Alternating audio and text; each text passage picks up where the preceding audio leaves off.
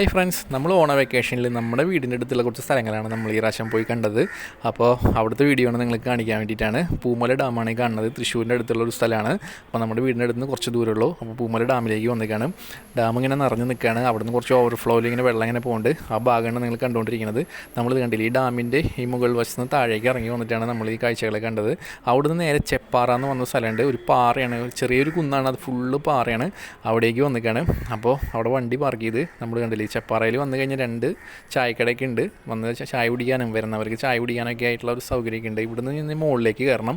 മുകളിലേക്ക് കയറാൻ വേണ്ടി ഒരു സൈഡിൽ ഇങ്ങനെ ഹാൻഡ് റെയിലൊക്കെ ഉണ്ട്, പിടിച്ച് മെല്ലെ ഇങ്ങനെ കയറാം. നമ്മൾ വൈകിട്ടാണ് വന്നത്, അസ്തമയ സമയത്ത് വന്നിട്ടാണ് കാര്യമുള്ളൂ. നല്ല ചൂടായിരിക്കും പകലൊക്കെ വന്നു കഴിഞ്ഞാൽ, ഫുൾ പാറയാണല്ലോ. അപ്പോൾ ഇതിൻ്റെ മുകളിൽ മുനിയറകളൊക്കെ ഉണ്ട്. അപ്പോൾ അങ്ങനെ കുറച്ച് കാഴ്ചകളൊക്കെ കാണാനായിട്ട് വന്നതാണ്. ഇതിന് മുകളിലിരുന്ന് നല്ല രസമാണ് കാഴ്ചകൾ കാണാൻ വേണ്ടിയിട്ട്. പാപ്പൂസിനൊക്കെ വളരെ ഇഷ്ടപ്പെട്ടു.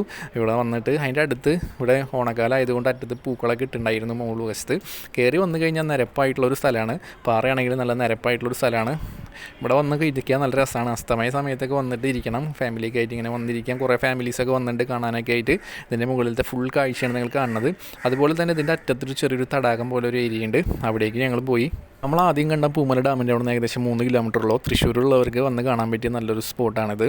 അപ്പോൾ വീഡിയോ ഇഷ്ടപ്പെട്ട് കഴിഞ്ഞാൽ ഷെയർ ചെയ്യുക, ലൈക്ക് ചെയ്യുക. ചാനൽ സബ്സ്ക്രൈബ് ചെയ്യാത്തവരുകൊണ്ട് സബ്സ്ക്രൈബ് ചെയ്യുക. മറ്റൊരു വീഡിയോ ആയിട്ട് കാണാം. ബൈ.